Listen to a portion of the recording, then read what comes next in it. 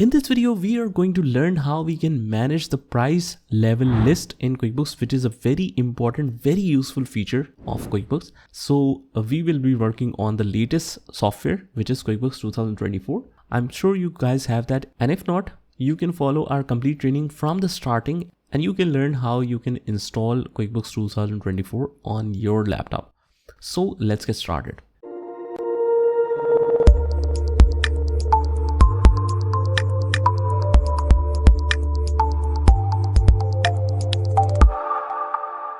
Now our next topic is dealing with price list in QuickBooks. Now the price list is basically, let's suppose that you have different customers and that different customers are of different type.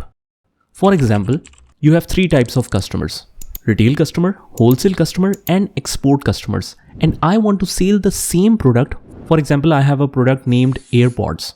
Now I want to sell this AirPods to different type of customers at different prices. The standard price of that AirPods is, let's suppose, $100. But the same product I want to sell to retail customers for $100, which is the regular price. I want to sell some wholesale customers which buy from us in bulk, and I want to sell them to $80. And I also want to export that products at $120. So although the product is same, but different prices will apply according to the type of customers. So let's see how we can do this in QuickBooks. Now let me just create a product. I'll simply go to items and services. And although we have a lot of products in the sample company, but still I'll create my own new one, which is the inventory part. And let's say it is AirPods. Category, you can select any category here, and I sell in pieces.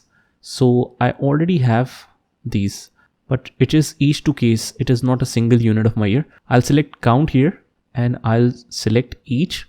I sell in single each and click finish. Now let's say the cost of this product is $60 and my standard price is $100.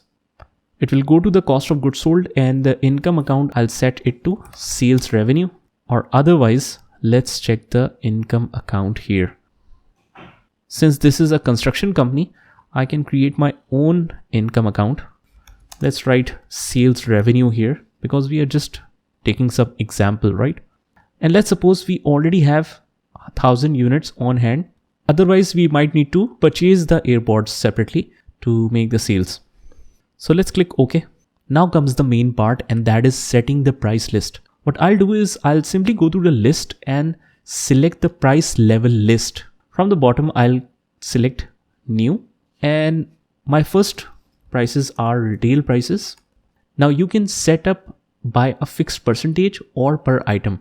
Let's say you want to charge 10% profit above the cost for all the retail items. So what I can do in that situation is just apply the fixed percentage, and this price level will, let's say, increase the price by 10%. So all the product will be up by 10% to set on retail prices.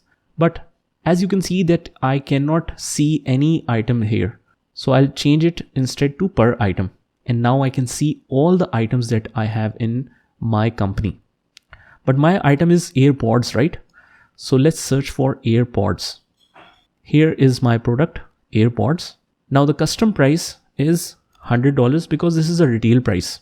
But if I want to set all the custom prices automatically based on a certain criteria, let's say that you take 10% profit on each product.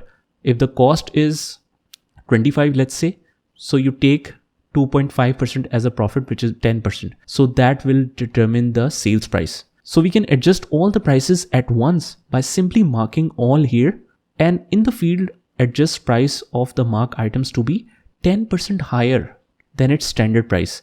Let's say that we have a standard price for each item. In this case, we haven't set standard price for most of the items, but if we have that, we can simply click on adjust, and you will notice that it will increase the custom prices by 10%. So this is also how you can do it, but most of the companies do not charge the same type of profit for each single item.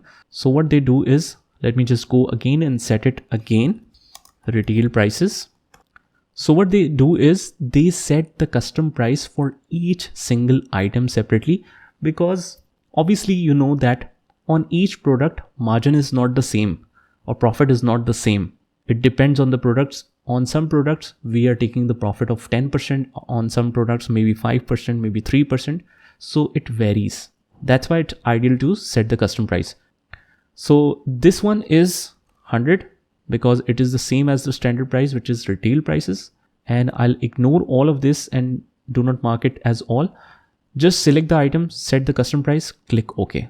Now it says when adjusting prices, click adjust first and then OK. All right. So we will click on adjust and now click OK. So this is how we will set that. Let's quickly set for other two, which is wholesale prices. Set it to per item. Select AirPods. I'll write $80 here, press tab and let's click OK. Now let's create export prices. Find our item and this is set to $120. Press tab. You don't need to click on adjust because when we click on adjust, it will change it to $100. So instead what you will do is just write the item price and press tab and then click OK. So now that our price list are set, let's assign this to customers and let's see what changes does it have.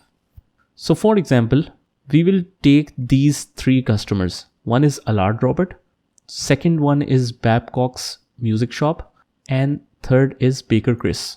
So let's open this first. What I'll simply do is I'll go to the payment settings and set its price level to retail prices. That's it. Now let's open the second customer and I'll go to payment settings and attach the price level of wholesale prices and click OK. And the third one is Baker Chris. I'll go to the payment settings and now we will attach it to export prices. That's it. Click OK. And now let's test this. Let's say I want to create an invoice. I want to sell these AirPods. So in the first scenario, my customer is Allard Robert. Let's say to what price this QuickBooks suggests to sell this AirPod to Allard Robert, because this is our retail customer, right? So let's sell the AirPod. As you can see that it automatically is suggesting the retail price. And if we click on this drop down, we can see all the custom prices based on different price level list here. So since this is a retail customer, this price will apply. Let's say save and new. And now I want to sell this AirPod to Babcock's Music Shop. Let's sell the AirPods. And now we can see that since this is a wholesale customer who buys from us in bulk, we can sell it at $80. So this price will apply automatically based on the price level list. Let's click on save and new and now sell the same product to Baker Chris. And since this is an export customer, I want to sell it little higher than the normal cost. Let's select AirPods. Now it should suggest us $120 because that is export price. And that's exactly what we are getting here. This is the export prices applicable for the Baker Chris since this is an export customer. Let's sell 10 items to this customer and click on save and close. So guys, this is the overall concept of price level list. Obviously you can use it differently in different situations depending on your company requirements. But from this example, you can figure out yourself how creative you can be with this price level list and how in different situations you can take the benefit from this function. So just practice this by yourself and I'll see you in the next one.